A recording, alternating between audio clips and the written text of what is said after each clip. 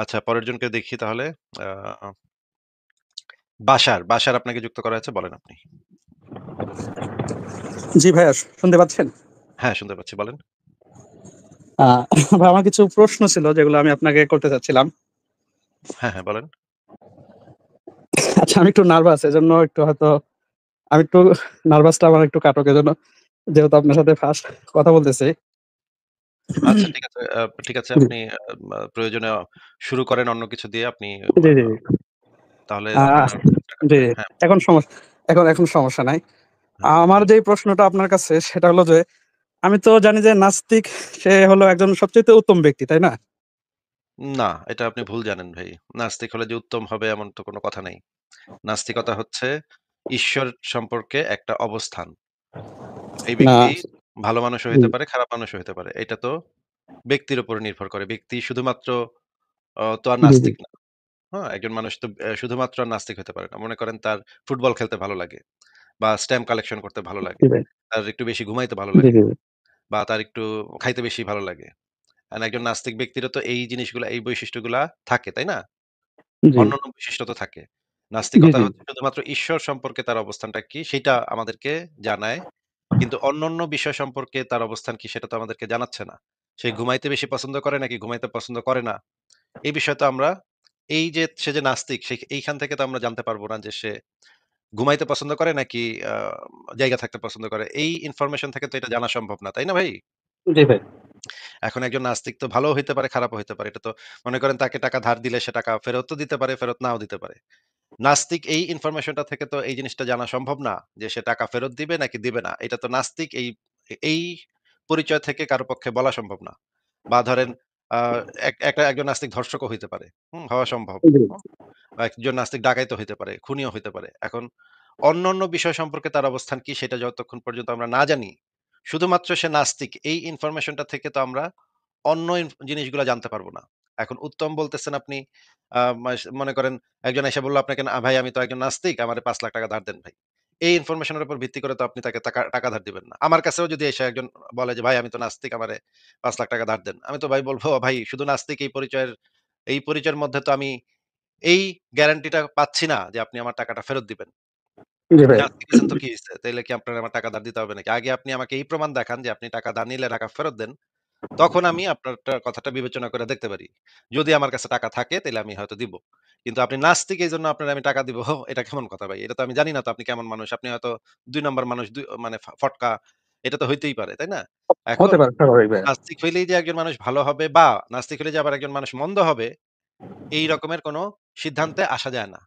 আমরা নাস্তিক বলতে যেটা বুঝি সে ঈশ্বর সম্পর্কে তার অবস্থান কি এইটুক শুধুমাত্র জানতে পারি।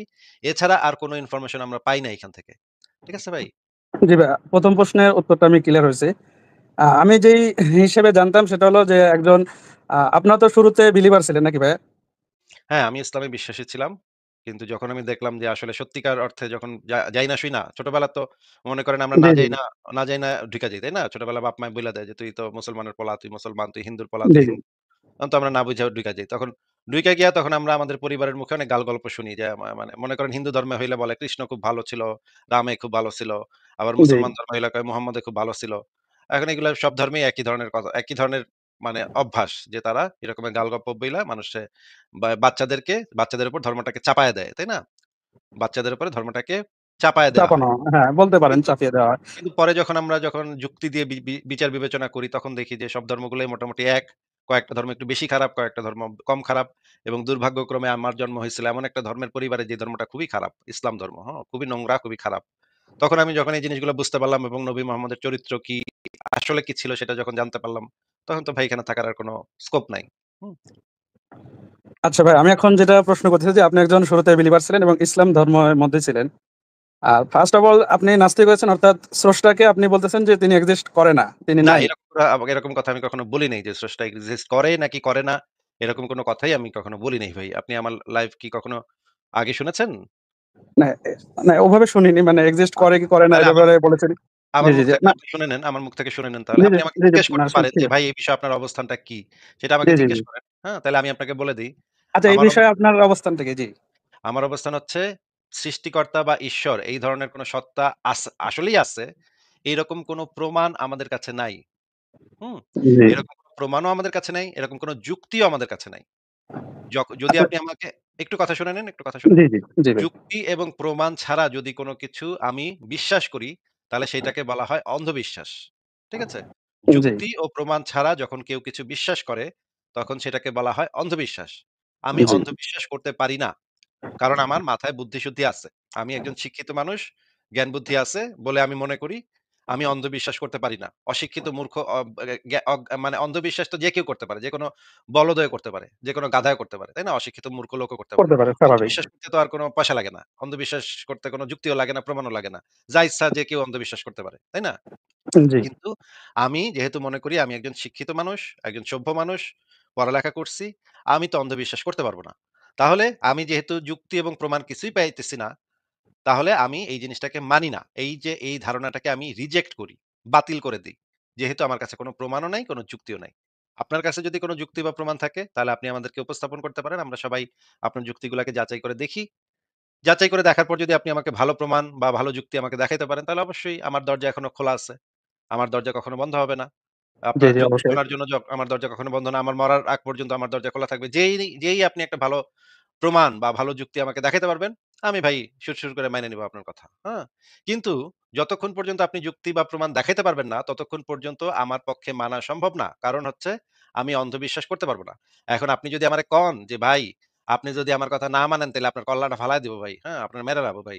মুরতাদের শাস্তি ইসলামে মৃত্যুদণ্ড। ইসলাম ত্যাগ করিলে ফয়সালা কি? ফয়সালা হইলো আপনার গল্লাটা উড়াই দিমু আমরা।" এই রকমের হুমকি-দামকি দিয়া আমারে লাভ নেই ভাই। আমাকে যুক্তি বা প্রমাণ দিতে হবে। যুক্তি প্রমাণ না, দিতে পারলে দিবেন, না পারলে ভাই দৌড়ের উপর থাকেন। আমি আপনার কথা আপনার সাথে মানে তখন আর আমি আপনার ব্যাপারে ইন্টারেস্টেড না। কিন্তু আপনি যদি আমাকে ভয় দেখান, আপনার ধর্ম যেটা আপনাকে শিখাইছে, আপনার নবী যেটা বইলা গেছে যে ব্যক্তি ইসলাম ধর্ম ত্যাগ করিবে তাহার গর্দান উড়াইয়া দাও। বুখারী শরীফের হাদিসে আছে, আবু দাউদ শরীফের হাদিসে আছে, মুওয়াত্তা মালিকের হাদিস অনেকগুলো হাদিস গ্রন্থে বলা আছে যে ব্যক্তি ইসলাম ধর্ম ত্যাগ করিবে তাহার গর্দান উড়াইয়া দাও। তাকে জবাই করে ফেলো, তাকে মেরে ফেলো। যে যদি কেউ ইসলাম ধর্মটা ত্যাগ করে, তাহলে তাকে মেরে ফেলতে আপনার নবী নির্দেশ আচ্ছা দিয়ে গেছে। একটা একটু কথা শেষ বলবো করব? ভাইয়া? হ্যাঁ, বইলেন, একটু শেষ করে আপনাকে তো এখনই বের করে দিচ্ছি না। আপনি তো অনেকক্ষণ কথা বলতে পারবেন। আপনি ওকে, আস্তে ওকে বলেন, ভাইয়া। অসুবিধা নেই। জি, তাড়াহুড়া করেন না। তাড়াহুড়া করলেই সমস্যা হয়ে যায়। হ্যাঁ? তাড়াহুড়া করেন না। ওকে তো ভাই। আপনার নবী যেটা বইলা গেছে আমার গর্দান উড়াইয়া দিতে। ভাই আমি তো যুক্তি পাচ্ছি না। আমি তো প্রমাণ পাচ্ছি না। আমি যদি যুক্তি প্রমাণ না পাই, তাহলে তো আমি এটা বিশ্বাস করতে পারব না। এটা মানতে পারব না। এখন আপনার নবী বইলা গেছে যে আমাকে মাইরা ফেলতে। এখন ভাই আমার তো এই অধিকারটা আছে যে আমার জীবনের সিদ্ধান্ত, আমার বিশ্বাসের সিদ্ধান্ত আমি নিজে নিবো। কিন্তু আপনার ধর্মটা মানে ইসলাম ধর্মটা আমাকে সেই সুযোগটা দিচ্ছে না। আমাকে মারতে চাচ্ছে, খুন করতে চাচ্ছে আমাকে। শুধুমাত্র এই কারণে যে আমি ইসলাম ধর্মটা ত্যাগ করছি। নিজ ইচ্ছায় আমি ইসলাম ধর্ম ত্যাগ করছি। আমাকে বলতেছে আমাকে নাকি মাইরা ফেলবে।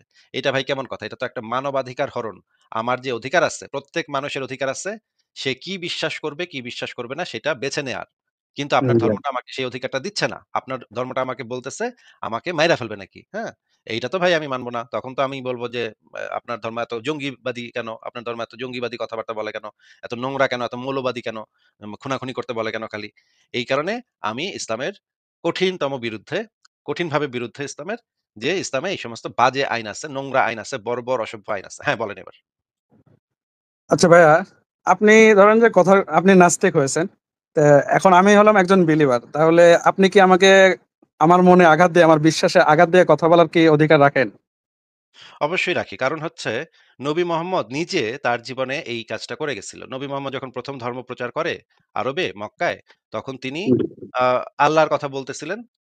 তখন ওই সময়ের যে পৌত্তলিকরা ছিল তারা কিন্তু তখন তার বিরুদ্ধে রুখে দাঁড়ায় নাই। তার বিরুদ্ধে কোনো ঝামেলাও করে নাই। সে তার ধর্ম প্রচার করতেছিল। কিন্তু যখনই নবী মোহাম্মদ সেই সময়ের নবী মোহাম্মদের যে বাপ-দাদা ছিল তারা ছিল পৌত্তলিক বাপ-দাদা ১৪ গোষ্ঠী ছিল পৌত্তলিক, হ্যাঁ? নবী হুম, মোহাম্মদের বাপেও ছিল মুশরিক, নবী মোহাম্মদের মাও ছিল মুশরিক, নবী মোহাম্মদের দাদা আব্দুল মুত্তালিব সেও ছিল মুশরিক। তারা মক্কায় ৩৬০ টা দেব-দেবীর পূজা করত। হ্যাঁ? এবং হুম, ৩৬০ টা দেব-দেবী ছিল সেই সময় মক্কায় কাবা শরীফের ভিতরে। সেই সময় নবী মোহাম্মদ তার বাপ-দাদার ধর্মের কঠোর সমালোচনা শুরু করে। হ্যাঁ? কঠিনতম সমালোচনা শুরু করে এবং সেই সময়ের যে পূজনীয় ৩ জন দেবী ছিলেন লাত, মানাত, উজ্জা। লাত, মানাত, উজ্জা এবং হুবাল নামক একটা দেবতা ছিল। এই দেব-দেবীগুলার কঠিন সমালোচনা নবী মোহাম্মদ শুরু করে। এখন নবী মোহাম্মদ যখন এই সমালোচনাগুলা করতেছিল তখন তো পৌত্তলিকদের মনে আঘাত লাগছিল, তাই না ভাই? হ্যাঁ, লাগছে। পৌত্তলিকরা তো ওই দেবদেবীরা বিশ্বাস করত, তাই নাকি? করত। আচ্ছা ইব্রাহিম নবী যখন একজন আ ইব্রাহিম নবীর বাবা ছিল একজন পুরোহিত, মন্দিরের পুরোহিত। জি। ইব্রাহিম নবী একদিন রাতের বেলা একদিন করলো কি সবাইকে একটু বাইর করে দিয়ে সে ওই মন্দিরের সমস্ত মূর্তিগুলাকে ভাইঙ্গা সবচেয়ে বড় মূর্তি যেটা ছিল সেটা শুধু রেখে দিল। বাদবাকি সব মূর্তিগুলাকে ভেঙে ফেলল। আর কুঠারটা জি। ঝুলায় দিল বড় মূর্তিটার গলায়। এই গল্পটা তো আপনি শুনছেন। এটা তো কোরআনেও আছে, হাদিসেও জি, আছে। শুনছি, হ্যাঁ? শুনেছি, শুনেছি। আচ্ছা। তো ওই সময়ের যে ইব্রাহিম নবীর আমলে যেই লোকেরা ছিল তাদের মনে তো আঘাত লাগছে। যদি আপনি তাদের পূজনীয় দেব-দেবীর মূর্তিকে ভেঙে ফেলেন, তাহলে তো তাদের মনে তো আঘাত লাগে, তাই না ভাই? কি কন আপনি? আচ্ছা, আপনার উত্তরটা আমি বুঝতে পেরেছি। এখন না, না আমার যেটা শেষ হয়নি, প্রশ্ন শেষ হয়নি ভাই, ও শেষ হয়নি জি। ভাই। আমার উত্তর শেষ ওকে, হয়নি ওকে, শেষ ভাই। করেন। উত্তর শেষ করতে দিতে হবে।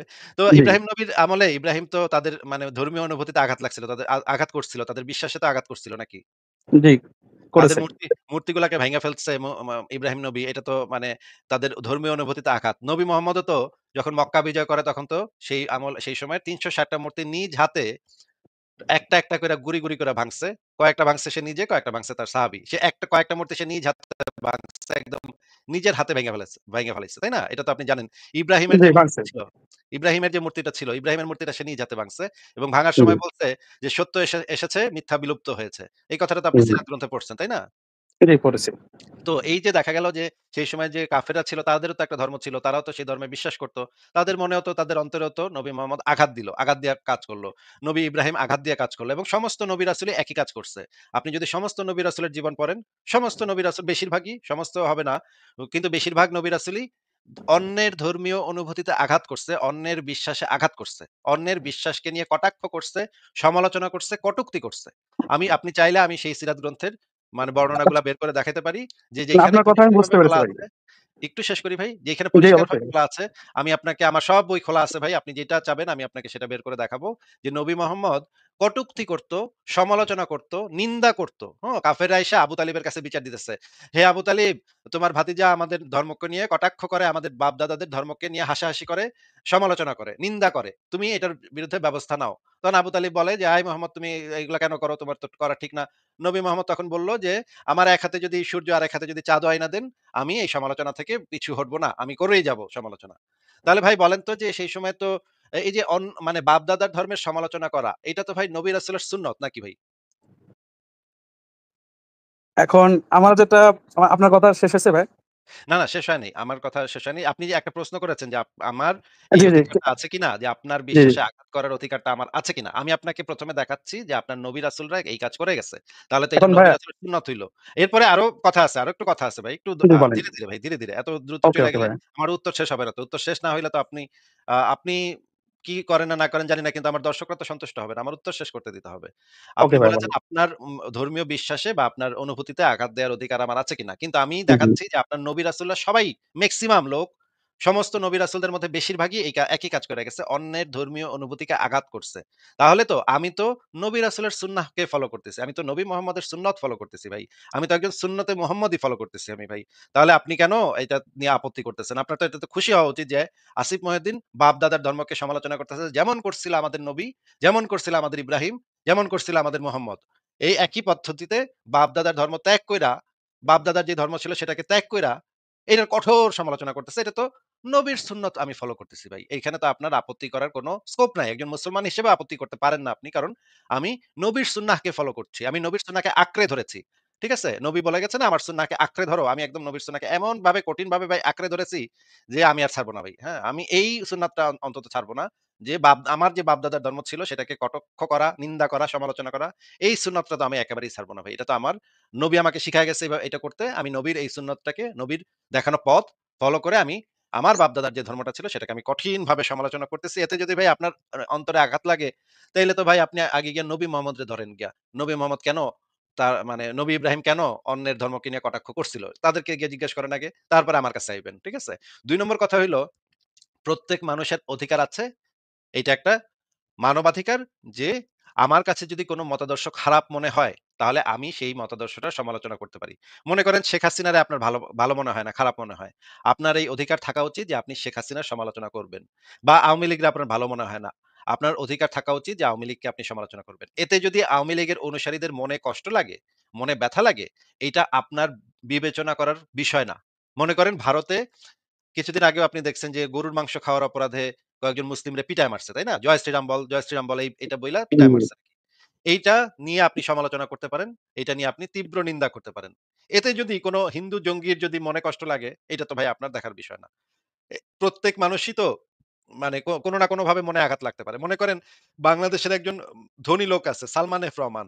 সে অনেক টাকা শেয়ার মার্কেটে দুর্নীতি করছে। এটা তো আপনি জানেন নাকি? জি, জানি। আপনি যদি সালমান এফ রহমানের সমালোচনা করেন তাহলে তো সালমান এফ রহমানের ছেলেপেলের মনে আঘাত লাগবে নাকি? অবশ্যই লাগবে। তাহলে আপনি কি সমালোচনা করা বন্ধ করে দিবেন? এটা তো বন্ধ করা যাবে না। কারণ সে এটা অন্যায় করেছে। অন্যায় করলে তো অবশ্যই 100% যা কার মনে কি আঘাত লাগলো না লাগলো এটা তো আপনার দেখার বিষয় না। আপনার দেখার বিষয় হচ্ছে আপনি যেটা কথা বলতেছেন সেই কথাটা ভ্যালিড কিনা। আপনার কথার ভিতরে যুক্তি আছে কিনা, আপনার কথার ভিতরে প্রমাণ আছে কিনা। প্রমাণ জি ভাই, থাকলে আপনি এখান কারণ থেকেই আমার একটা প্রশ্ন শুরু হবে যে আচ্ছা আপনি ঠিক যে আছে আপনি জি, প্রশ্ন কইরেন। আপনাকে তো আমি এখনই বের করে দিচ্ছি না ভাই। আপনি ১ ঘন্টা ওকে থাকতে ভাই। পারবেন। আপনি আস্তে সব প্রশ্নই করতে পারবেন। তো যদি এরকম হয় যে কোন একজন ধর্ষক মনে করেন একজন ধর্ষণ করছে। এখন আপনি গিয়ে সেই হুম, ধর্ষকের সমালোচনা করলেন। ভাই সেই ধর্ষকেরও তো বাপ আছে, মা আছে, চাচা আছে, চাচী আছে, পোলা আছে, মাইয়া আছে। এদের মনে তো আঘাত লাগবে। যখন আপনি এর বিরুদ্ধে মামলা করবেন, তখন তো এদের মনে তো আঘাত লাগবে নাকি? এটা তো দেখা যাবে না। এটা তো দেখে আপনার লাভ নেই। আপনার তো এটা না, দেখে আপনি যদি ভাবেন যে ওগোর মনে তো আঘাত লাগতে পারে তাইলে আমি ওর বিরুদ্ধে কিছু বলব না। তাহলে তো ভাই আপনি ধর্ষণকে প্রশ্রয় দিয়ে ফেললেন, তাই না? এটা তো করা অবশ্যই। যাবে না। আমাদের যেটা করতে হবে সেটা হচ্ছে যেটা সত্য, যেটা সঠিক বলে আপনার কাছে মনে হচ্ছে, আপনি দেখতেছেন যে এটা সঠিক, তাহলে আপনি সেই জিনিসটা সমালোচনা করবেন। মানে যদি আপনার কাছে প্রমাণ থাকে তাহলে আপনি যদি কোন একটা কিছুর বিরুদ্ধে দাঁড়াইতে চান, তাহলে অবশ্যই আপনি সেই সমালোচনা করতে পারেন, সেই নিন্দা করতে পারেন, সেই কটূক্তিও করতে পারেন। যতক্ষণ পর্যন্ত না আপনি মানে সমালোচনাটা কতক্ষণ পর্যন্ত করতে পারবেন? ততক্ষণ পর্যন্ত করতে পারবেন যে আপনি কাউকে হুমকি-ধামকি দিতে পারবেন না। মানে কাউকে মাইরা ফেলামু, কাইটা ফেলাবো এইটা বলতে পারবেন না। এইটা করাটা নিষিদ্ধ। এটা করা আইনত দণ্ডনীয় অপরাধ হবে। এটা অনৈতিকও হবে কারণ আপনি একজনকে ফিজিক্যালি হার্ম করার চেষ্টা করতেছেন। এটা করা যাবে না। কিন্তু এইটা করা ছাড়া আপনি যেকোনো মতাদর্শের সমালোচনা করতে পারেন। আপনি চাইলে গণতন্ত্রের সমালোচনা করতে পারেন।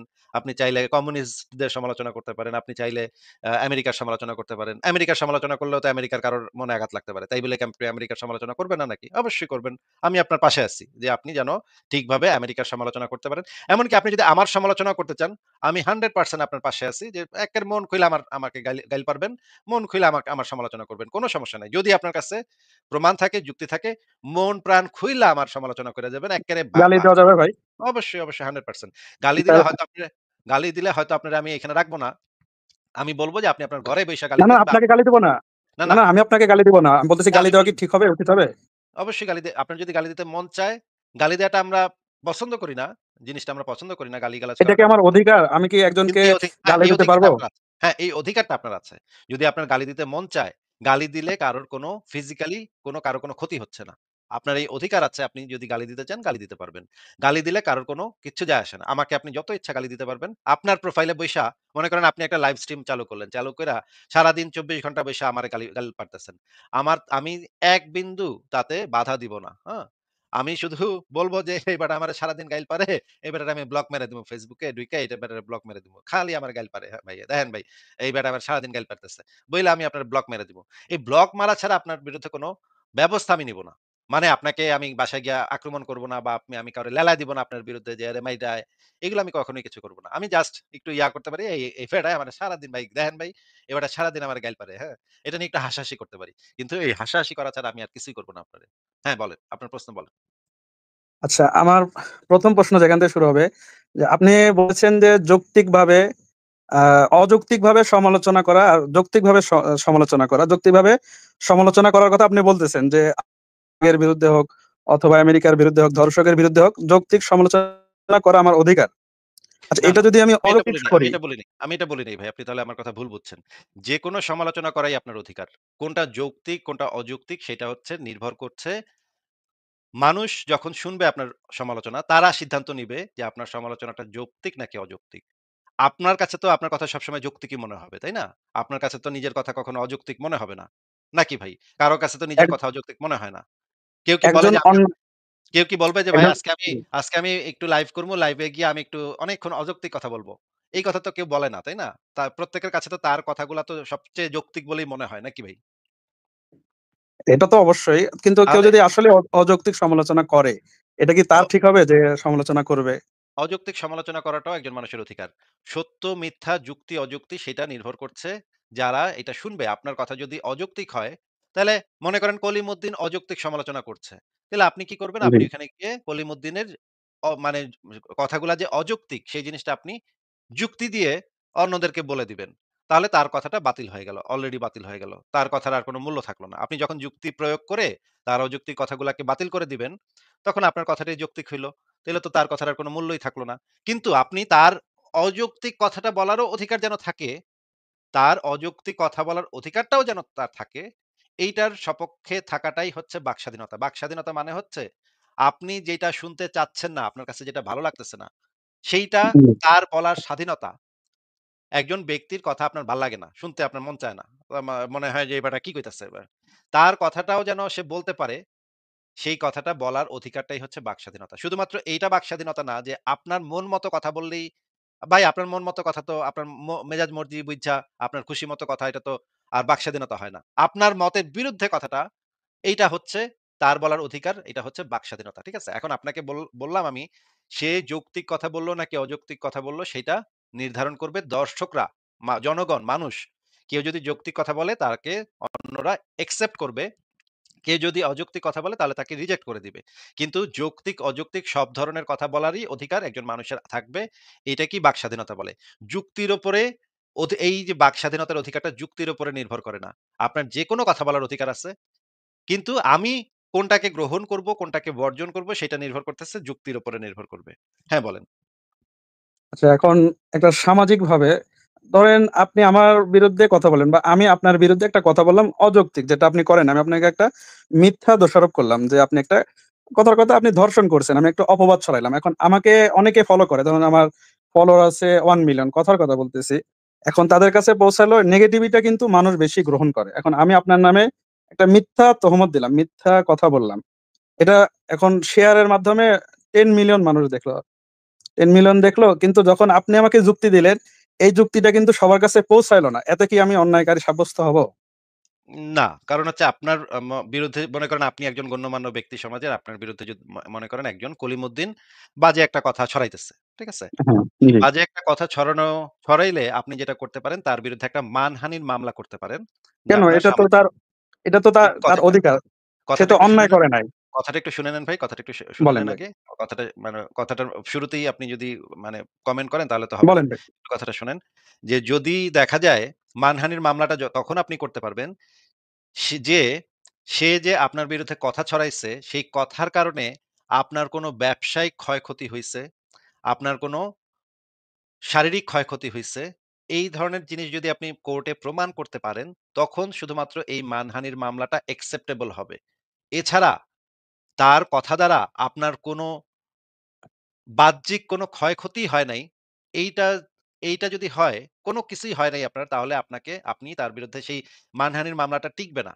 আপনার মানহানির মামলার সাথে এটাও দেখাইতে হবে যে, সেই যে কথাগুলা বলছে সেটার কারণে আপনার কিছু ক্ষয়ক্ষতি হইছে। সেই ক্ষয়ক্ষতির উপরে ভিত্তি করে মানহানির মামলায় সেই যে ব্যক্তি আপনার বিরুদ্ধে কথা ছড়াইছে, তার বিরুদ্ধে অ্যাকশন নিবে কোর্ট, সেই যে ক্ষয়ক্ষতির উপর ভিত্তি করে। কিন্তু মনে করেন একজন ব্যক্তি আপনার বিরুদ্ধে অনেক কথা বলছে, কিন্তু আপনার তাতে কোনো ক্ষয়ক্ষতি হচ্ছে না। আপনার সামাজিক কোনো ক্ষয়ক্ষতিও হচ্ছে না, আপনার অর্থনৈতিক কোনো ক্ষয়ক্ষতিও হচ্ছে না, আপনি যেই ব্যবসা করেন সেই ব্যবসা প্রতিষ্ঠানেও কোনো ক্ষয়ক্ষতি হয় নাই। তাহলে আপনি মানহানির মামলা কইরা তার কিছুই করতে পারবেন না। সে যে কেউ আপনার বিরুদ্ধে যে কোনো কথা বলতে পারবে। যতক্ষণ পর্যন্ত না আপনার সেই কথাটা আপনার কোনো ব্যবসায়িক বা শারীরিক বা কোন ধরনের ক্ষয়ক্ষতি হইছে। মনে করেন তার কথা শুইনা আপনার হার্ট অ্যাটাক হইছে। হার্ট অ্যাটাক হওয়ার কারণে আপনি হাসপাতালে গেছেন। হাসপাতালে গিয়ে আপনার চিকিৎসা করতে হইছে। আপনার ৳২,০০,০০০ খরচ হইছে। এই ৳২,০০,০০০ এই যে মামলা যখন আপনি করবেন তখন আপনি কোর্টে দেখাইতে পারবেন যে, "দেখো ভাই আমার এই যে গালি দিছিল, গালি শুনে আমার ভাই হার্ট অ্যাটাক হয়ে গেছিল। এইজন্য আমার ৳২,০০,০০০ খরচ হইছে।" তখন মানে কোর্ট যেটা সিদ্ধান্ত নিবে যে ওই যে ৳২,০০,০০০ জরিমানা করবে ব্যক্তির কাছ থেকে যে ৳২,০০,০০০ আপনাকে যেন ফেরত দেওয়া হয়। যে তার কথার কারণে আপনার এই ক্ষতিটা হইছে। কিন্তু আপনার একটা ক্ষতি দেখাইতে হবে। ক্ষতিটা একটা মানে ক্ষতিটা আপনার প্রমাণ করতে হবে। ক্ষতি প্রমাণ না করলে শুধুমাত্র মানহানি করছে, মানহানিটা কারণে আপনার কি ক্ষয়ক্ষতি হইছে এটা যদি দেখাতে না পারেন তাহলে সেই মানহানির মামলায় কিছু হবে না। আর আমেরিকার কনস্টিটিউশন এ যে জিনিসটা লেখা আছে, আমেরিকার কনস্টিটিউশন হচ্ছে বাক স্বাধীনতার দিক থেকে সবচাইতে চমৎকার সংবিধান। যেই সংবিধান মানুষকে সম্পূর্ণ কথা বলার স্বাধীনতা দেয়। হ্যাঁ? সেইখানে এই জিনিসগুলা পরিষ্কারভাবে উল্লেখ করা আছে। কেউ যদি কাউকে গালি দেয়, কেউ যদি কাউকে যেমন ধরেন আমেরিকাতে ডোনাল্ড ট্রাম্প এখন ক্ষমতায়, তাই না ভাই? জি, ডোনাল্ড ট্রাম্পকে আমেরিকার মিডিয়াতে কি পরিমাণ গালিগালাজ করা হয়? আপনি কি আমেরিকার কোন নিউজ চ্যানেল-ট্যানেল দেখেন যেখানে টক শো দেখেন? দেখেছি। দেখেছি। সেখানে ডোনাল্ড ট্রাম্পকে যেইভাবে পচানো হয় ভাই, যেমনে পচানো হয়, যেমনে গাইলান পারে ভাই, যেমনে গাইলটা পারে, মানে এমন গাইল পারে যে একেবারে আমি শুনলে আমারই লজ্জা লাগে মাঝে, মাঝে বুঝছেন? আমি একটা টক শোতে দেখলাম ডোনাল্ড ট্রাম্পের ডাইকা ডোনাল্ড ট্রাম্পের পাশে বসায়া ডোনাল্ড ট্রাম্পের গাইল পারতেছে। হ্যাঁ? ওদের একটা হলিউডের একটা অনুষ্ঠান হয়। সেখানে অনেক অভিনেতারা আসে। অভিনেতারা আইসা একজন আরেকজনের পচায়। ডোনাল্ড ট্রাম্পরেও নিয়ে আসছে। ডোনাল্ড ট্রাম্পরে বসায় সে তখন প্রেসিডেন্ট। সে তখন আমেরিকার প্রেসিডেন্ট। মানে সারা পৃথিবীর সবচাইতে পাওয়ারফুল ব্যক্তি। ডোনাল্ড ট্রাম্পের সামনে বসায় একেকজন অভিনেতা ডোনাল্ড ট্রাম্পের এমন গাইল পারল ভাই, এমন গাইল পারল। আমারে যদি এই গাইল পারত কেউ, আমি ওখানে কানতাম বইসা, বইসা। হ্যাঁ? কিন্তু ডোনাল্ড ট্রাম্প মিচকি, মিচকি হাইসা ওইখানে বইসা ছিল। কিচ্ছু করতে পারে নাই। কিচ্ছু করল না। কারো বিরুদ্ধে কোনো ব্যবস্থাও নিল না। এমনকি আমেরিকায় যখন ডোনাল্ড ট্রাম্প যখন আগের নির্বাচনে যখন দাঁড়াইছিল তখন ডোনাল্ড ট্রাম্পের একটা ন্যাংটা মূর্তি নিউ ইয়র্ক টাইমসের সামনে বসাইছে। সেখানে দেখা গেছে ডোনাল্ড ট্রাম্প ন্যাংটা হয়ে দাঁড়ায় আছে। একটা মূর্তি বানাইছে। ডোনাল্ড ট্রাম্পের ন্যাংটা মূর্তি। ওখানে দেখাচ্ছে তার ওই যে বিশেষ যন্ত্রটা আছে না? শরীরে একটা বিশেষ যন্ত্র থাকে, সেই যন্ত্রটা অনেক ছোট। হুম, হুম? ওইটার জি। মূর্তি বানায় বসায় রাখছে ওখানে। হাসাহাসি করতেছে। লোকজন আইসা ওইটার উপরে মানে থুতু মারতেছে। কেউ পচা টমেটো মারতেছে, পচা ডিম মারতেছে। এই কাজও আমেরিকাতে করতেছে। ভাই এত পাওয়ারফুল ব্যক্তি মানে সারা পৃথিবীর সবচাইতে পাওয়ারফুল যে ব্যক্তি সে হচ্ছে আমেরিকার প্রেসিডেন্ট, তাই না? এর থেকে পাওয়ার তো আর সারা পৃথিবীতে কারো নাই। এই ব্যাটারে যেমনে পচান, পচায় আমেরিকাতে। এটা আপনি যদি আমি যেই দেশে থাকি, আমি জার্মানিতে থাকি। জার্মানিতেও একই সিস্টেম। আপনার যত ইচ্ছা জার্মানির যে মানে চ্যান্সেলর, আগে জার্মানির চ্যান্সেলর ছিল অ্যাঙ্গেলা মেরকেল। হ্যাঁ? এই অ্যাঙ্গেলা মেরকেল এমনভাবে গাইলেইতো মানুষ, এমন গাইলেইতো এবং পুলিশ এসে রাস্তার ভিতরে দাঁড়ায় মানে অ্যাঙ্গেলা মেরকেলের গালি পারত। হ্যাঁ? পুলিশ এসে কি করত? পুলিশ এসা সেই ব্যক্তিকে প্রোটেকশন দিত। যেন সেই ব্যক্তি ঠিকভাবে গালি দিতে পারে। হুম? আরামসে যেন গালি দিতে পারে, তারা যেন কেউ আক্রমণ না করে। সে যখন গালি দিতেছে অ্যাঙ্গেলা মেরকেল কিন্তু তখন জার্মানির চ্যান্সেলর। হ্যাঁ? অ্যাঙ্গেলা জি। মেরকেলরে যেন ঠিকভাবে সে গালি দিতে পারে, আরামসে গালি দিতে পারে। এইজন্য পুলিশ চারপাশে দাঁড়ায়া তারে প্রোটেকশন দিত। কেউ যেন তারে বাধা না দেয়। সে যায় সুন্দরভাবে গালি দিব অ্যাঙ্গেলা মেরকেলরে এবং সেটা সবার শুনতে হইব। মানে তোমার আশেপাশে যারা আছে তারা শুনবে এবং তাকে কেউ আঘাত করতে পারবে না। এইটা হচ্ছে একটা সভ্য পৃথিবীর নিয়ম। যে আপনি যাকে ইচ্ছা মনে করেন বাংলাদেশ যদি একটা সভ্য দেশ হইতো তাইলে শেখ হাসিনা প্রধানমন্ত্রী আপনি রাস্তায় দাঁড়ায় শেখ হাসিনার গাল পারতেন। হ্যাঁ? বলতেন শেখ হাসিনা একটা বদমাইশ মহিলা, একটা দুর্নীতিবাজ, একটা মানে নোংরা মহিলা। এটা আপনি বলতে পারতেন। কিন্তু বাংলাদেশ যেহেতু একটা সভ্য দেশ না, এই কারণে আপনি শেখ হাসিনার বিরুদ্ধে একটা কিছু কইলেই আপনারে জেল জরিমানা হয়ে যাবে। ১৪ বছরের জেল হয়ে যাবে। একটা আইন করছিল শেখ হাসিনা যে শেখ মুজিবের নামে কিছু বললে নাকি ১৪ বছরের জেল হবে। এগুলা হচ্ছে অসভ্য দেশের আইন কানুন, অসভ্য দেশের বিচার ব্যবস্থা। সভ্য দেশ যেগুলা সেই দেশে এই জিনিসটাকে আপনাকে প্রোটেকশন দিবে সরকার। যেন আপনি সরকারকে ঠিকভাবে আচ্ছামত গালি পারতে পারেন। হ্যাঁ? পুলিশ এসে আপনাকে রক্ষণাবেক্ষণ করবে, আপনাকে নিরাপত্তা দিবে যেন আপনি আরামসে সরকারকে গাইল পারতে পারেন। ইচ্ছামত যত ইচ্ছা আপনার মনের যত রাগ আছে সব রাগ দিয়ে আপনি যেন গাইল পারতে পারেন। এই ব্যবস্থা সরকার আপনার জন্য করে দিবে। এইটা হচ্ছে সভ্য দেশের চিহ্ন যে আপনি আপনার মনের কথাগুলা ঠিকভাবে বলতে পারতেছেন কিনা। মনের কথা আপনি কিছুক্ষণ গাইল পাইরা আপনার মনটা একটু ঠান্ডা হইলে তখন হয়তো তারা আপনার সাথে আলোচনা করতে আসবে যে, "তুমি কেন এটা তোমার সমস্যাটা কি? তোমার কি হইছে? তুমি কেন এভাবে গাইল পারতেছো? হইছেটা কি? আসো তোমার সমস্যাটা সমাধান করে দিই।" সভ্য দেশে আপনাকে এইভাবে মানে আপনার সাথে কথা বলবে তারা। সরকার থেকে আপনার সাথে এসে বলবে যে, "আচ্ছা ঠিক আছে গাইল পারতেছো পারো, কিছুক্ষণ গাইল পারো। কতক্ষণ পারো গাইল দিবা বলো? ১ ঘন্টা গাইল দিবা? আচ্ছা ঠিক আছে দাও। ১ ঘন্টা গাইল দিয়া তারপর তুমি আসো আমাদের সাথে কথা বলো। তো এই যে তোমার কি সমস্যা আমরা একটু দেখি তোমার সমস্যাটা সমাধান করা যায় কিনা?" তখন তারা আপনার সমস্যাটা সমাধান করে দিবে। আপনার গালিটা যত অযৌক্তিক হোক, যত খারাপ হোক, যত বাজে হোক, তা দিয়ে সরকার আপনাকে কিচ্ছু করবে না। আপনি যদি আমার কথাগুলো যদি আপনার মনে হয় যে এগুলা অবিশ্বাস্য কথা বলতেছি, আপনার কাছে মনে হইতে পারে যে এগুলো অবিশ্বাস্য কথা, এরকম না হইতেই আমিও পারে না। দেখেছি। হ্যাঁ? আমি তাহলে দেখেছি আপনি অনেক। একটু দয়া করে ইউরোপিয়ান দেশগুলাতে বাকস্বাধীনতা কতখানি মানে এইখানে প্রেসিডেন্টের সামনে দাঁড়ায় আপনি প্রেসিডেন্টের গাইল পারতে পারবেন ভাই। একদম প্রেসিডেন্টের সামনে দাঁড়ায় বলতে পারবেন প্রেসিডেন্ট জুতা চোর। এটা বলতে পারবেন। কেউ পুলিশ কিচ্ছু করবে না আপনারে। একদম আপনি আপনার এইটা প্রটেক্টেড। আপনার এই অধিকারটা প্রটেক্টেড। আপনি যেন প্রেসিডেন্টের সামনে দাঁড়ায় প্রেসিডেন্টের জুতা চোর, তুই তোর বাপের জুতা চোর এগুলা বলতে পারেন। এইটাও আপনি বলতে পারবেন ভাই। কেউ কিচ্ছু করতে পারবে না আপনারে। আপনার বিরুদ্ধে কোনো আইনানুগ ব্যবস্থা নেওয়া যাবে না।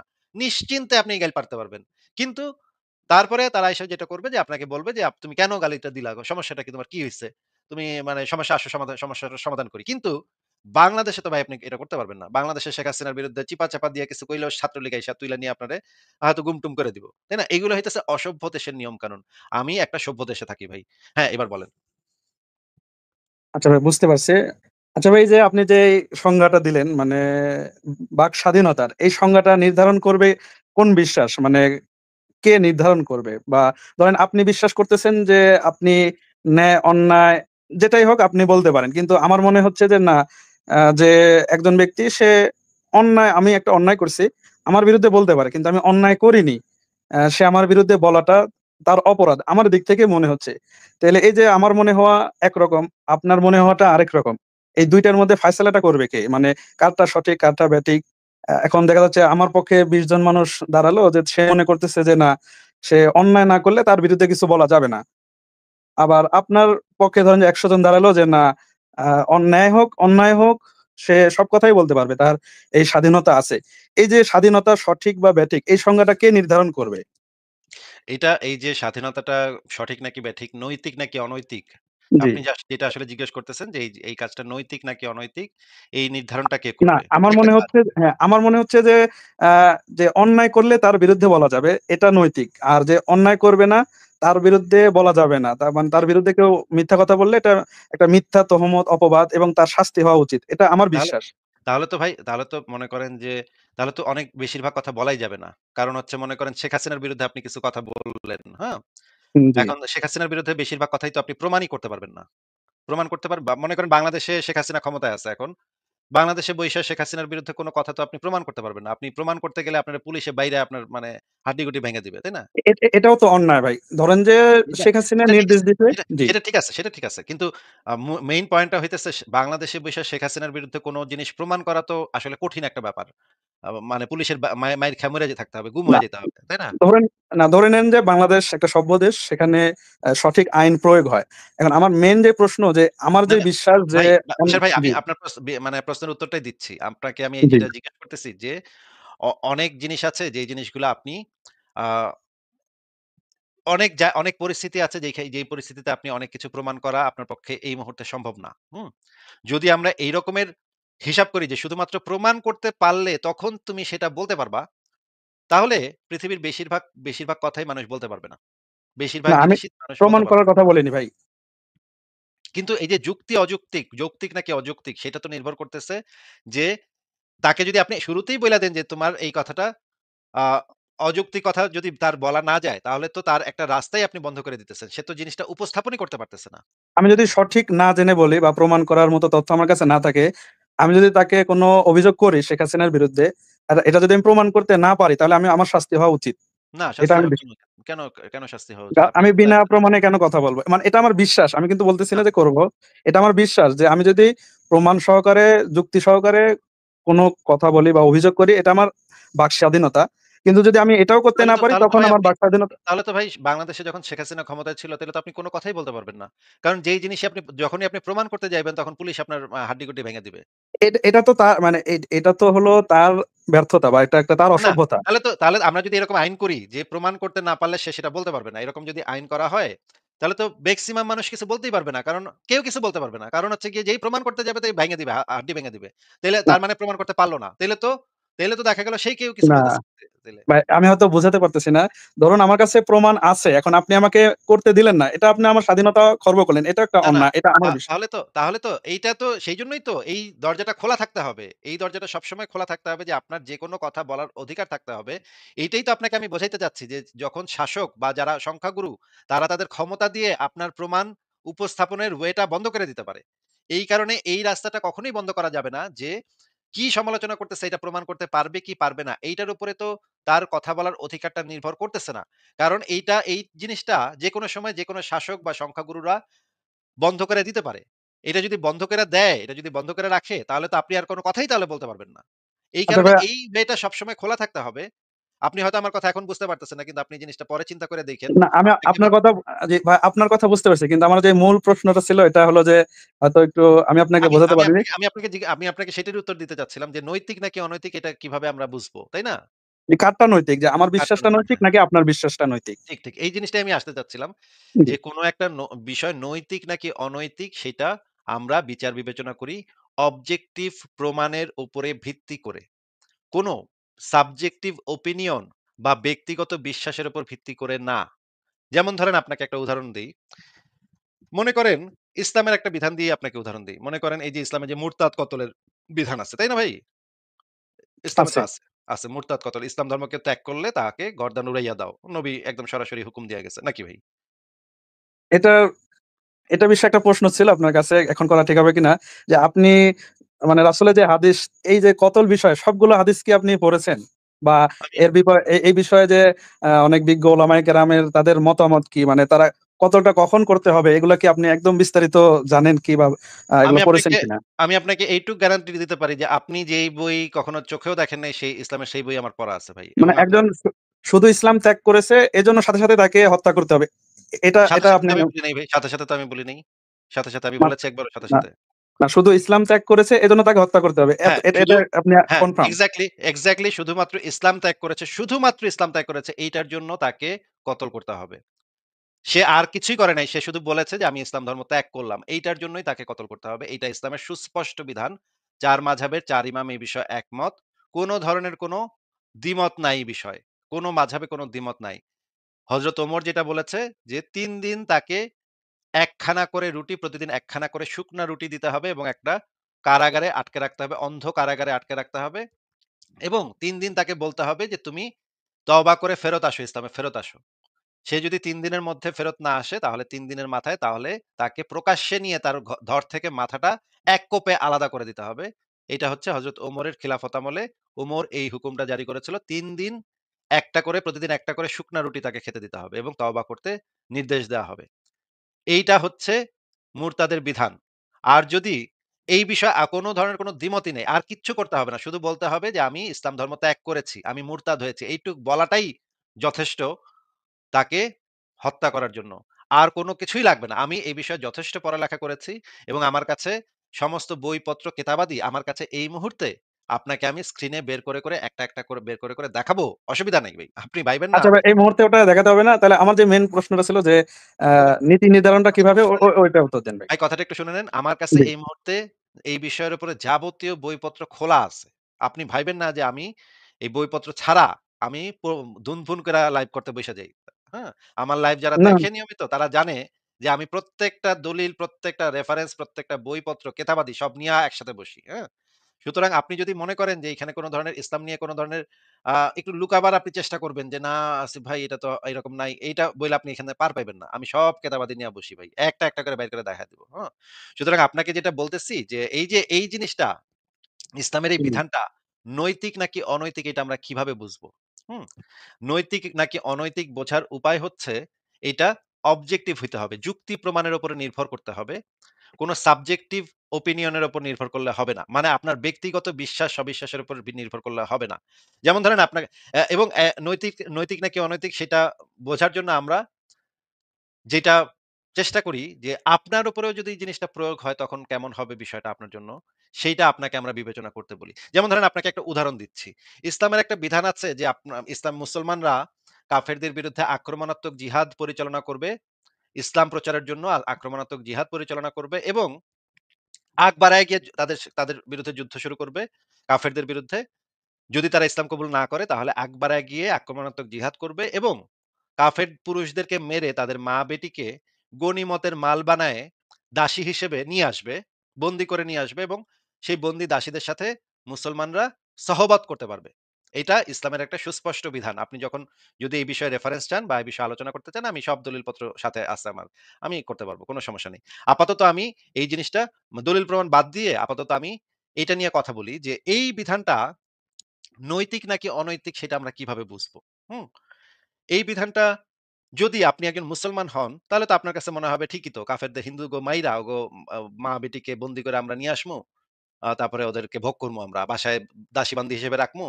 যখন আমার দরকার হইব তখন বিছনায় উঠামু। তখন তার সাথে সহবত করে ফেলবো। হ্যাঁ?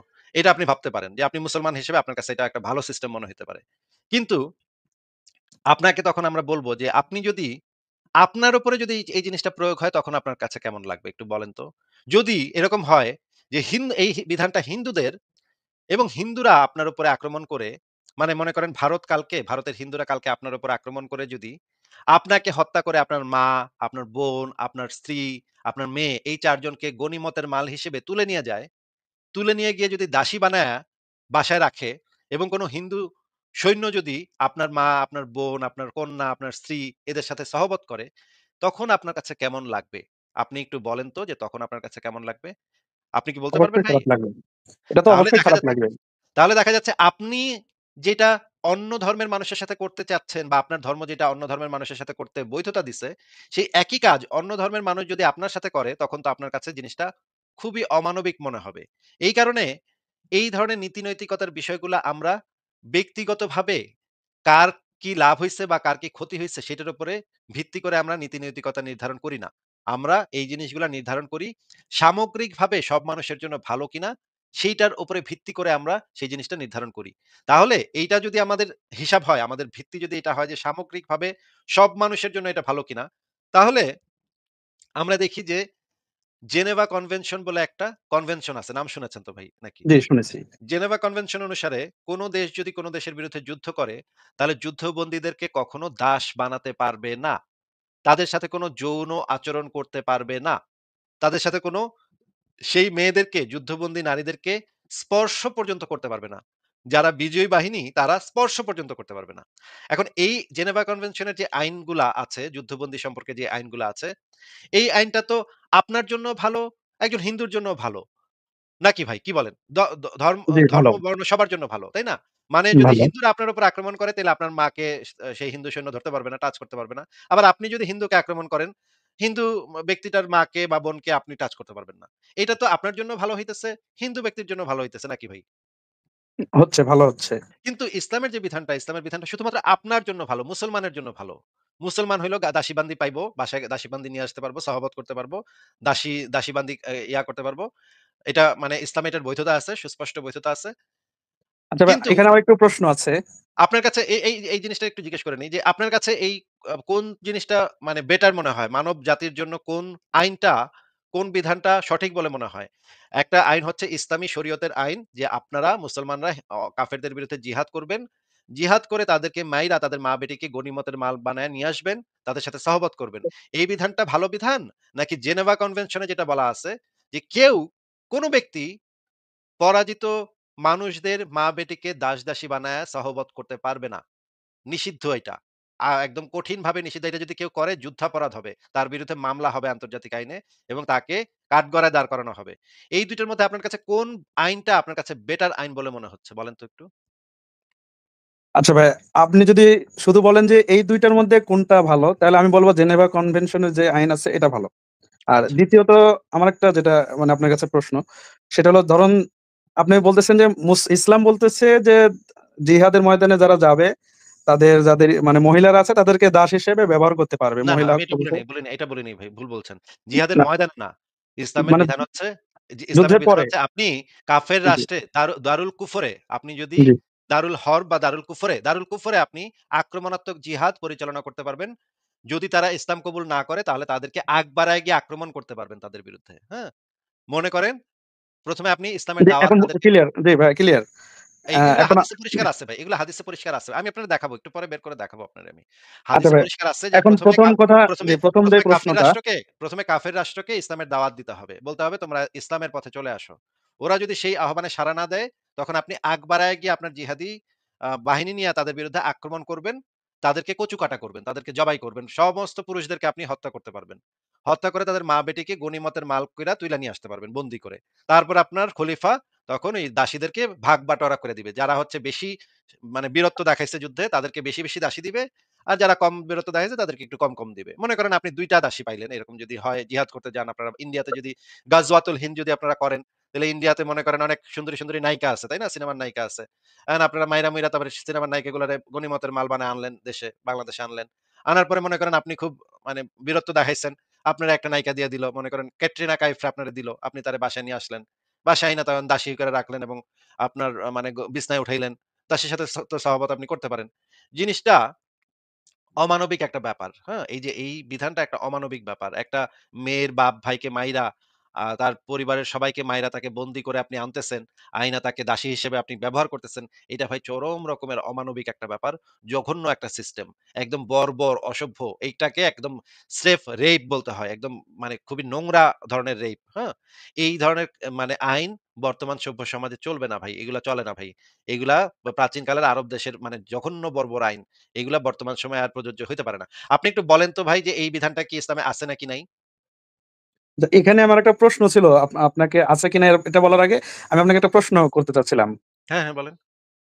আপনি যেটা বললেন যে ইসলামে আ দাসীর সাথে সহবত করা এটা অধিকার ইসলাম দেয়। হুম। এটা কি শুধু ইসলামই মানে ইসলাম কি এটা বলে যে শুধু এটা ইসলামের অধিকার? নাকি ইসলাম ধরেন যে মুসলমান যুদ্ধ করতে গেল। কথার কথা একটা কুফর দেশে মানে কুফর দেশে যুদ্ধ করতে গেল। সেখানে মুসলমানদের পরাজয় হলো। এখন মুসলমানদের যারা যুবক পুরুষ আছে তারাও বন্দী হলো। যারা মহিলারা আছে তারাও বন্দী হলো। এখন এখনকার সভ্য সমাজের যেটা আইন আছে সেটা আমি মানে ধরতেছি না। ধরুন ১৪০০ বছর আগে বা ১৩০০ বছর আগে যখন যুদ্ধ হতো, তখনকার সময় কিন্তু মানে এটা শুধু ইসলাম না। শুধু কি ইসলামই এটা বলে যে তাদেরকে মানে ভোগ করতে পারবে? নাকি তখনকার আইনে উভয় পক্ষে এটা করতে পারত? মানে তখন কি এটা ইকুয়াল না ছিল ভাই, নাকি শুধু ইসলাম বলে? না ভাই, আপনাকে আমি একটা আপনার ইনফরমেশন এর জন্য একটা তথ্য দেই। নবী মোহাম্মদ যখন মদিনায়, তখন মক্কায় নবী মোহাম্মদের একটা একজন মেয়ে ছিল। বদর যুদ্ধ যখন হয়, বদর যুদ্ধের পরেও নবী মোহাম্মদের একজন মেয়ে, একজন ইসের আবু জেহেল বা আবুল আহাবের ছেলের বউ ছিল সম্ভবত। আমি এই মুহূর্তে মনে করতে পারতেছি না আবু জেহেলের বউ ছেলের বউ নাকি আবুল আহাবের ছেলের বউ। এই মুহূর্তে আমার ঠিক মনে পড়তেছে না। আচ্ছা ভাই আপনি কিন্তু বলেন মূল এটা কিন্তু বলেন যদি কিন্তু এই ২ জনের একজনের ছেলের বউ ছিল, হ্যাঁ? নবী হুম। মোহাম্মদের একজন মেয়ে ছিল। সে এই ২ জনের একজনের ছেলের বউ ছিল। তখন যদি মানে এই বিধানটা কাফেরদের কিন্তু ছিল না। কাফেররা কিন্তু এই মানে এই যে গনিমতের মাল এই জিনিসটা বিধান তাদের ছিল না। কারণ না নবী ভাই এটা মোহাম্মদ হয়তো আপনি ভুল বললেন। আমি বলতেছি হয়তো ভুল আচ্ছা, বললেন। ঠিক আছে, আপনি আমাকে ঠিক করে দিয়েন, অসুবিধা নেই। আমি ভুল বললে ঠিক করে কেননা দিয়েন। যদি কাফের মানে মুশরিকদের মাঝে তখন এই প্রথা না থাকতো তাহলে বেলাল হাবশি কিভাবে সে একজন দাস ছিল। যায়েদ ইবনে বেলালকে হারেস জি, বেলালকে খরিদ করা হয়েছিল ভাই। বেলালকে জায়েদকে খরিদ করা হয়েছিল। খাদিজা গিয়ে বাজার থেকে কিনে আনছিল। আচ্ছা এই দাসটা তাহলে আসলো কিভাবে? যুদ্ধের মাধ্যমেই তো তো দাস-দাসীর যে সেখানে সেখানে যত সেখানে যুদ্ধের মাধ্যমে রোমানরা বন রোমানরা ভাই রোমানদের একটা প্রধান বাণিজ্য ছিল দাস বাণিজ্য, হ্যাঁ? রোমানরা যখন দাস ধরে নিয়ে আসতো, তারা বিভিন্ন জায়গায় সেই দাসগুলাকে বিক্রি করত। এই না জায়েদ আমি এবং বেলাল এদেরকে কেনা হয়েছিল মানে রোমানদের যে দাস বাজার, সেই বেশিরভাগ দাসদেরকেই কেনা হইতো রোমানদের দাস বাজার থেকে। যখন মক্কার যে বাণিজ্য কাফেলাগুলা যখন বিভিন্ন দেশে যাইতো, বাণিজ্য করতে, তারা বিভিন্ন জিনিস নিয়ে যাইতো, জিনিস নিয়ে বিক্রি করত। সেই টাকা দিয়ে মাঝে, মাঝে তারা দাস কিনে নিয়ে আসতো এই অঞ্চলে। কিন্তু সেগুলা ভিন্ন বিষয়। আপনাকে আমি যেটা বলতে চাচ্ছি যে নবী মোহাম্মদের মেয়ে সেই সময় মক্কায় উপস্থিত ছিল। কিন্তু মক্কায় উপস্থিত স্বয়ং নবী মোহাম্মদের মেয়েকে কিন্তু তখন বদরের যুদ্ধ হইতেছে। বদরের যুদ্ধের পরের ঘটনা।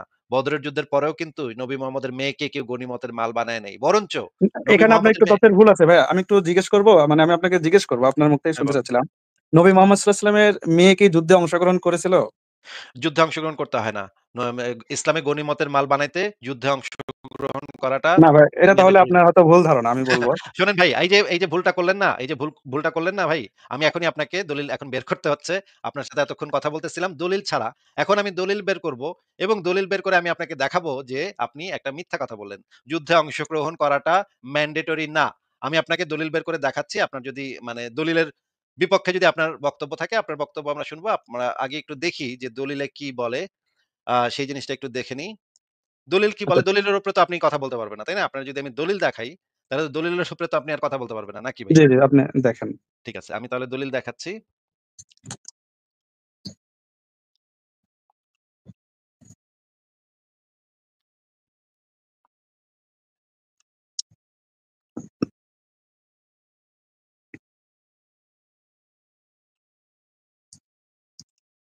১ মিনিট অপেক্ষা করেন। আমি বের করে দেখাচ্ছি। আ ১ম এ আমরা জি। ১ম এ আমরা একটা, একটা করে যাই। আ ভাই এই হাদিসটা আমাদেরকে একটু পড়ে শোনাবেন? দয়া করে। ভাই আপনি পড়ে শোনান সমস্যা নাই। আচ্ছা, এটা হচ্ছে একটা তাহকিককৃত সহিহ হাদিস। এই হাদিসের ভিতরে বলা আছে, "যতক্ষণ পর্যন্ত মানুষ লা ইলাহা ইল্লাল্লাহ না বলবে, ততক্ষণ পর্যন্ত তাদের বিরুদ্ধে কিতাল করতে আমি আদেশপ্রাপ্ত হয়েছি।" এটা হচ্ছে তিরমিজি শরীফের ২৬০৭ নম্বর হাদিস। এখানে বলা হচ্ছে রাসূলুল্লাহ সাল্লাল্লাহু আলাইহি ওয়াসাল্লাম বলেছেন, "মানুষ যে পর্যন্ত না আল্লাহ ব্যতীত আর কোন প্রভু নেই একথার স্বীকৃতি দিবে, সেই পর্যন্ত আমি তাদের বিরুদ্ধে যুদ্ধ করতে আদিষ্ট হয়েছি।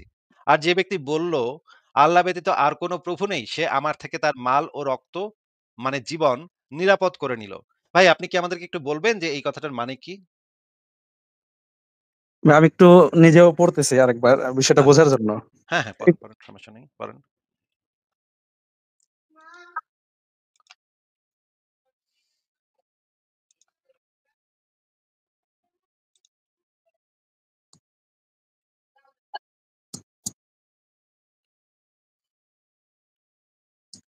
জি, পড়েছি ভাই।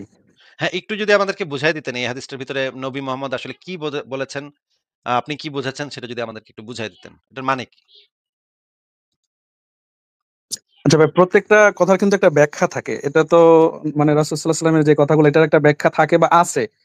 ধরেন যে এই হাদিস তিরমিজি শরীফ, এটারও কিন্তু একটা ভাই ব্যাখ্যা আপনাকে আছে। তো এই মুহূর্তে তো আমি ব্যাখ্যাটা চাচ্ছি না। এই হাদিসে কি লেখা আছে শুধুমাত্র সেটা বলেন। ব্যাখ্যাটা আপনি পরে যদি দরকার হয় আমরা ব্যাখ্যাতে যাবনে। কিন্তু আগে আপনি এই হাদিসে কি লেখা আছে অন্তত সেইটুকু পইড়া আপনি কি বুঝছেন সেটা বলেন। আ এখানে এখানে একটা পার্থক্য আছে ভাই।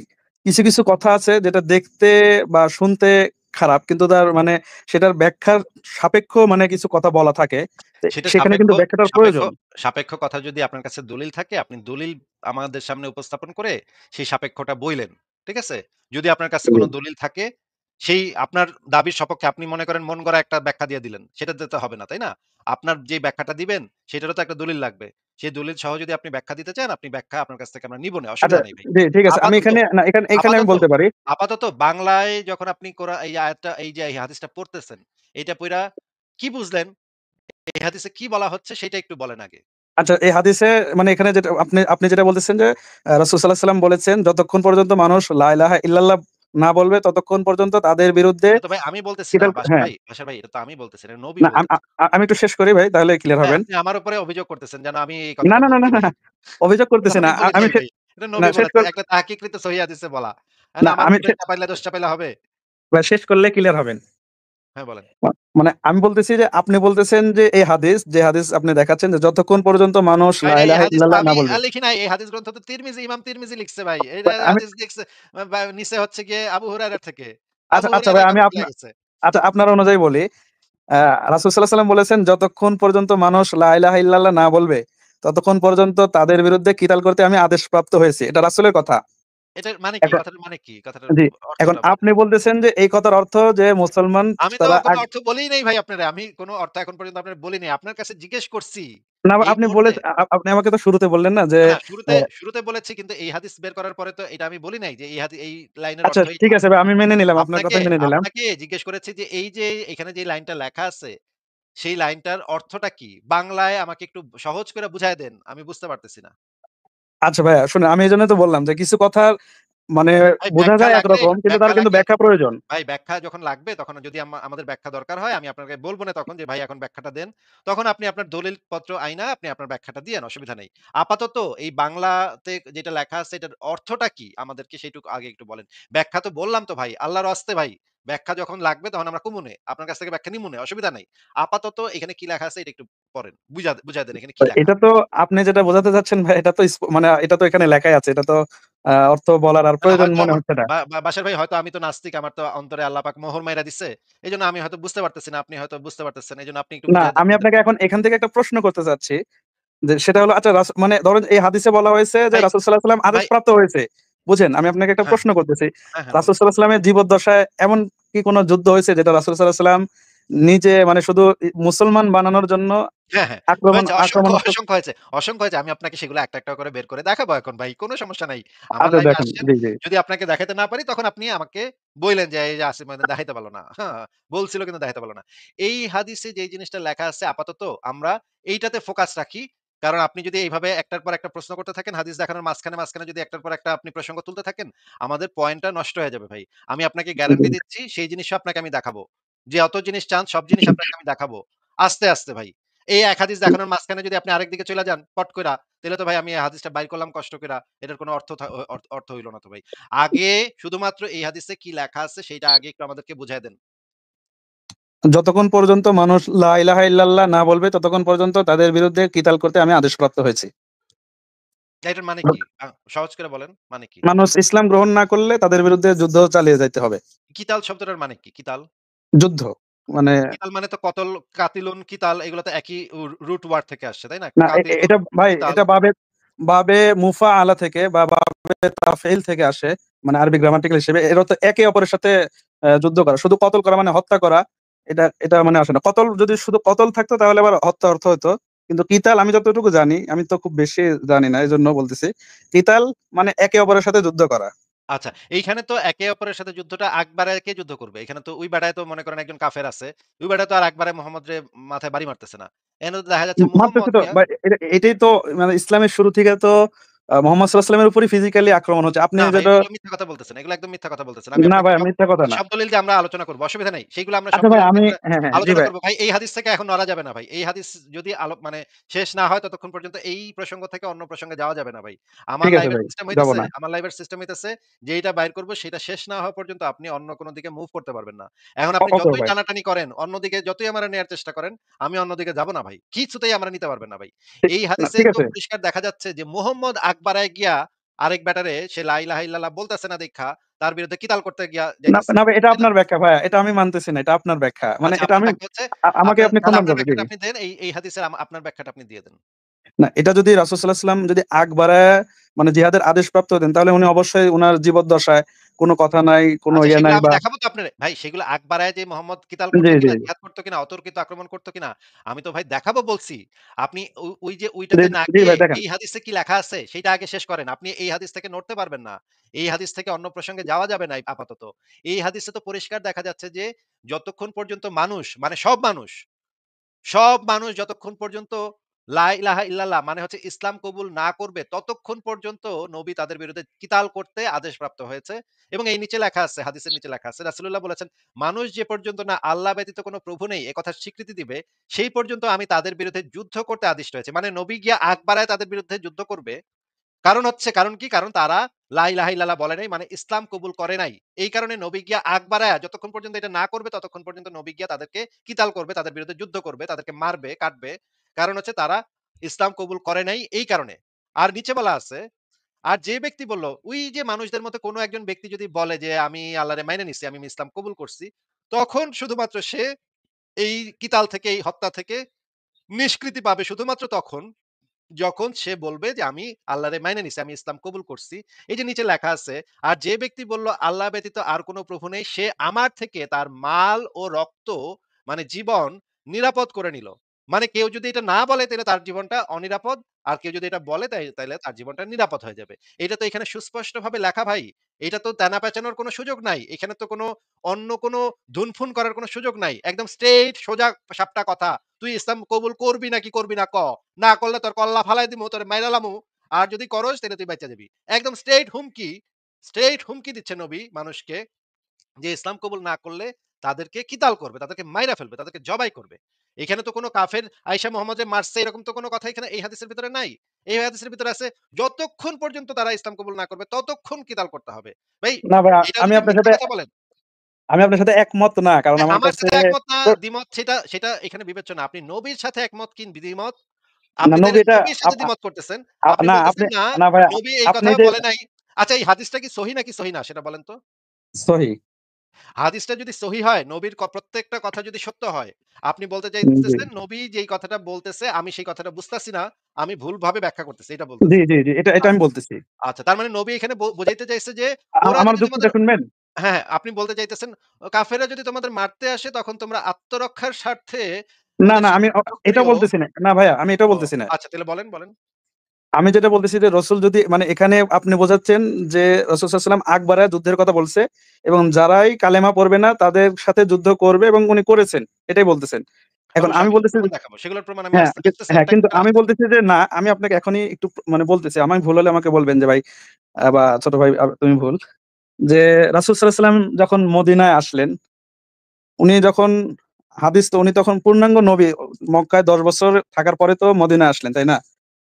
তাহলে রাসূল সাল্লাল্লাহু আলাইহি ওয়াসাল্লাম যদি এই কথা বলে থাকেন যে তোমরা আকবরে যুদ্ধ করো। রাসূল সাল্লাল্লাহু আলাইহি ওয়াসাল্লাম যখন মারা যান তখনও কি মদিনায় কোন মুশরিক বা মানে মুশরিক বা ইয়াহুদি ছিল কি ছিল না? অবশ্যই ছিল। তাহলে উনি তাদের বিরুদ্ধে কেন অস্ত্র ধরলেন না? যদি এই কথা অস্ত্র উনি ধরেছেন। অস্ত্র ধরেছেন। মোহাম্মদ মৃত্যুর আগে উনি বলে কেন না গিয়েছেন উনি কেন হত্যা করলেন ভাই না? তারা তো কালেমা পড়ছিল না। হত্যা করছে তো ভাই। আমি আপনারে দেখাবো তো ভাই। সেগুলো একটা, একটা করে আমি আপনারে দেখাবো। আমি যদি দেখাতে না পারি, তাইলে আপনি তখন বইলেন। আমি আপাতত এই হাদিসটা শেষ করার পরে নেক্সট স্টেপে না যাইতে যে চাচ্ছি। আমি আপনার একটু উপর যে এখানে একটু অভিযোগ কথাটা তুলতেছি। একটু কথাটা শুনেন ভাই, একটু কথাটা শুনেন ভাই। জি, আপনি যদি এখন একটার পর একটা প্রসঙ্গ তুলেন এবং আমার যদি প্রসঙ্গটা সুইচ করে ফেলতে হয়, পট করে না, যদি না, না, না, আরেকটা প্রসঙ্গে চইলা যান, তাইলে তো ভাই আমার আলোচনাটা তো হবে না তাইলে। আমি তো জি, এই হাদিসটা শেষ করার পরে আমি যেটা আনবো সেটা হচ্ছে এই যে আপনি বলছিলেন যে যুদ্ধের ময়দানে মেয়েদেরকে শুধুমাত্র যুদ্ধের ময়দানে মেয়েদেরকে শুধুমাত্র গনিমতের মাল বানানো যাবে। এছাড়া নাকি আমি যুদ্ধের যতটুকু ময়দান জানি সেটাই বলছি। জি। যুদ্ধে